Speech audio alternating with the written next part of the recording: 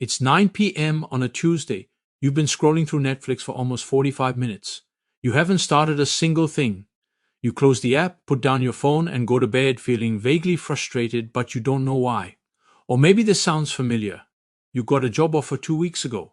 It's a genuinely good offer, but you're waiting, just in case something better comes along. Here's a question I want you to sit with for a moment. Have you ever noticed that the more options you have, the harder it is to choose any of them? That thing you're feeling? It has a name, it's called FOBO, fear of better options. And once you understand it, really understand it, you'll start to see how quietly it's been running your life. FOBO was coined by venture capitalist Patrick McGuinness back in 2004, the same person, by the way, who gave us FOMO. You probably know FOMO, fear of missing out. That anxious pull to go to every party, say yes to everything, never sit still. FOBO is its twin, but it works in the opposite direction. Where FOMO makes you chase everything, FOBO makes you commit to nothing. You hover, you wait, you keep your options open, because somewhere in the back of your mind, you believe the perfect option is still out there.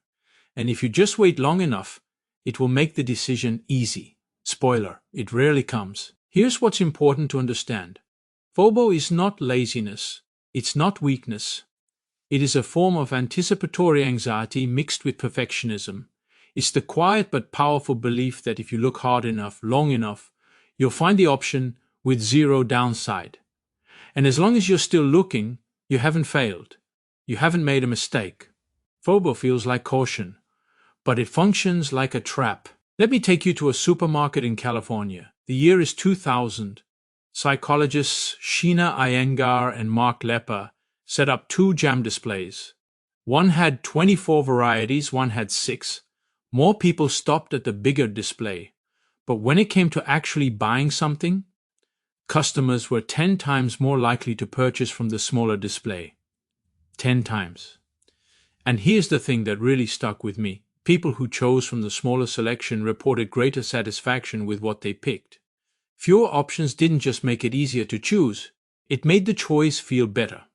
Psychologist Barry Schwartz built on this with what he called the paradox of choice. His finding, the more options we have, the less satisfied we feel, regardless of how good our choice actually was. He identified 2 kinds of decision makers. Maximizers. They need to find the objectively best option. They research everything, compare everything, second-guess everything. Satisficers. They decide when something is good enough, and they move on. The research is clear. Maximizers make more regret, experience more anxiety, and report lower happiness, even when their final choice is objectively better. Satisficing is, in fact, the maximizing strategy. There's one more piece of science I want you to know. Your prefrontal cortex, the part of your brain that evaluates decisions, runs on finite energy. Every time you delay a decision, your brain doesn't get a rest. It keeps holding that decision open, burning resources in the background. This is called decision fatigue. And it means FOBO isn't just costing you time, it's draining your capacity to think clearly for everything else in your life. Modern life is basically a wall with 24 jam options, everywhere, all the time. FOBO is what happens when nobody ever told you it was okay to just pick one. FOBO isn't just about Netflix. It shows up in almost every corner of modern life. In relationships, you keep swiping because someone better might be just one more profile away. You go on first dates but never second ones because committing to someone means accepting that you've stopped looking. In your career, a LinkedIn survey found that 2 in 3 employees feel FOBO when making career decisions. You stay in the job you've outgrown because maybe something perfect is about to appear. Meanwhile, months become years. With money, you can't decide between 2 nearly identical index funds, so you invest in neither, and the market keeps going up without you. And then there's the project you've been meaning to start, the business idea, the conversation you've been avoiding. You're waiting for the right moment, the right conditions, the right version of yourself. Here's an honest question, and I want you to really consider it. What has FOBO already cost you? Here's the lie FOBO tells you, and it's a convincing one. If I don't choose, I haven't lost anything yet. But that's not true. Not choosing is still a choice, and it carries consequences just as real as any decision you could make. The person who never invested is still making a financial decision. to stay out of the market. The person who never committed to a relationship is still choosing to be alone. The person who stayed in the mediocre job is still choosing to accept stagnation.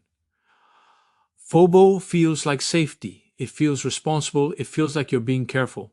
But it's actually a slow, invisible leak, draining your time, your energy, and your potential. The cost is rarely dramatic enough to notice in the moment. You only see it years later when you look back and wonder where the time went. So how do you actually break the cycle? Here's a framework. 3 concrete steps that work. Step 1. Set your criteria before you look at the options. This is the most important shift you can make. Before you open the job listings, the dating app, the investment platform, decide what good enough looks like for you. Write it down. Something like, I'll accept a job if it pays X, is in Y field, and gives me Z flexibility. Once you've defined your criteria, the first option that meets them is the right choice. You've stopped moving the goalpost before you've even started. Step 2. Limit your options to 3 and set a time limit. Before you decide anything, remove all options except the top 3. Everything else is noise. Then give yourself a genuine deadline. Not I'll decide soon. A real date.